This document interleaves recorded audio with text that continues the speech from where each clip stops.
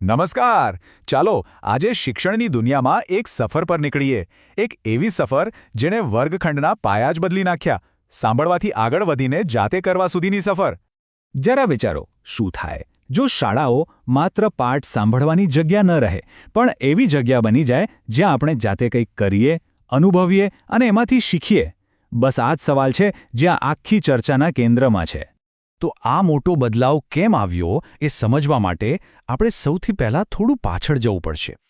એ સમયમાં જ્યારે ક્લાસરૂમનું ચિત્ર આજથી બિલકુલ અલગ હતું. જૂના જમાનાના વર્ગખંડની કલ્પના કરો. શિક્ષક જ બધું હતા, જાણે જ્ઞાનનો એકમાત્ર સ્ત્રોત.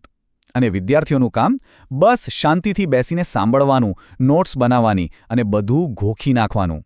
સવાલ જવાબ કે ચર્ચા માટે તો ભાગ્યે જ કોઈ જગ્યા હતી. પણ પછી શિક્ષણની દુનિયામાં એક નવો વિચાર આવ્યો.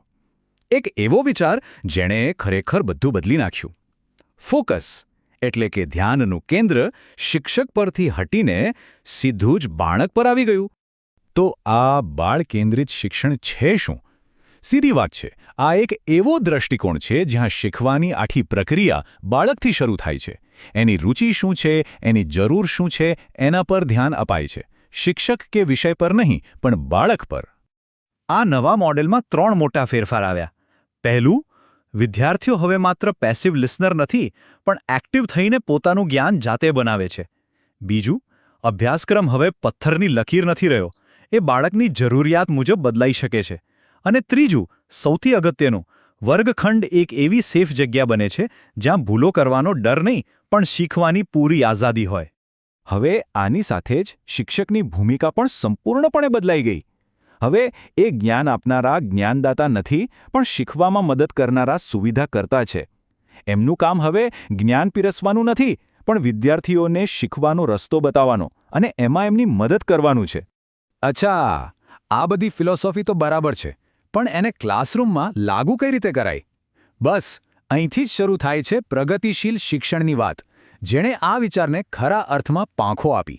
બસ આ 3 શબ્દો, કરીને શીખવું, એ જ પ્રગતિશીલ શિક્ષણનો મૂળમંત્ર છે. આ સિદ્ધાંત સ્પષ્ટપણે કહે છે કે સાચું જ્ઞાન માત્ર પુસ્તકો વાંચવાથી કે સાંભળવાથી નથી મળતું, પણ જ્યારે આપણે જાતે કોઈ કામ કરીએ છીએ, કોઈ અનુભવમાંથી પસાર થઈએ છીએ, ત્યારે મળે છે. તો આનો મતલબ એ થયો કે ગોખણપટ્ટીને બાય બાય. હવે ફોકસ સમસ્યાનો ઉકેલ શોધવા પર છે. શીખવાનું હવે વાસ્તવિક જીવન સાથે જોડાયેલું છે. અને વિદ્યાર્થીઓ એકલા કામ કરવાને બદલે એકબીજા સાથે ગ્રુપમાં કામ કરીને વધુ સારી રીતે શીખે છે. આ કરીને શીખવાનું સૌથી ઉત્તમ ઉદાહરણ છે પ્રોજેક્ટ પદ્ધતિ. દાખલા તરીકે, પર્યાવરણ વિશે માત્ર પાઠ વાંચવાને બદલે વિદ્યાર્થીઓ પોતાના વિસ્તારમાં પાણીની સમસ્યા પર એક આખો પ્રોજેક્ટ બનાવે, એના કારણો શોધે, લોકો સાથે વાત કરે. આનાથી તેઓ વિષયને ખૂબ જ ઊંડાણપૂર્વક સમજી શકે છે. ખરું ને? તો સવાલ એ થાય કે આ બધા ક્રાંતિકારી વિચારો આવ્યા ક્યાંથી? કોણ હતું આ બધાની પાછળ? ચાલો એ મહાનુભાવોને મળીએ જેમણે શિક્ષણનો આખો નકશો જ બદલી નાખ્યો. આ આખી ચળવળ પાછળ એક મોટું નામ છે, જ્હોન ડ્યુઈ. તેઓ માત્ર એક શિક્ષક જ નહોતા, પણ એક મહાન ફિલોસોફર પણ હતા. અને એમની એક જ વાત હતી કે સાચું શિક્ષણ ક્લાસરૂમની 4 દિવાલોની અંદર નહીં, પણ બહાર, વાસ્તવિક દુનિયામાં મળે છે. ડ્યુઈનું આ એક વાક્ય આખી ફિલોસોફી સમજાવી દે છે. એ કહેવા માંગતા હતા કે શિક્ષણનો હેતુ ભવિષ્ય માટે ખાલી તૈયારી કરવાનો નથી, પણ શિક્ષણ પોતે જ જીવનનો એક જીવંત ધબકતો ભાગ હોવો જોઈએ. હવે ડ્યુઈના આ મહાન વિચારોને ક્લાસરૂમ સુધી પહોંચાડવાનું કામ કર્યું એમના જ શિષ્ય વિલિયમ કિલપેટ્રિકે.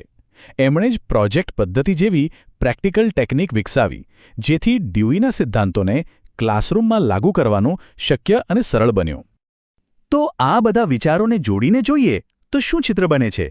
આ માત્ર ભણાવવાની નવી રીતો નથી. ના, આ તો આજીવન શીખતા રહેવાની અને એક વિચારશીલ નાગરિક બનવાની ફિલસૂફી છે. જો આખી વાતને એકદમ સરળ રીતે સમજવી હોય તો બાળ કેન્દ્રિત શિક્ષણ એ પાયાની ફિલોસોફી છે.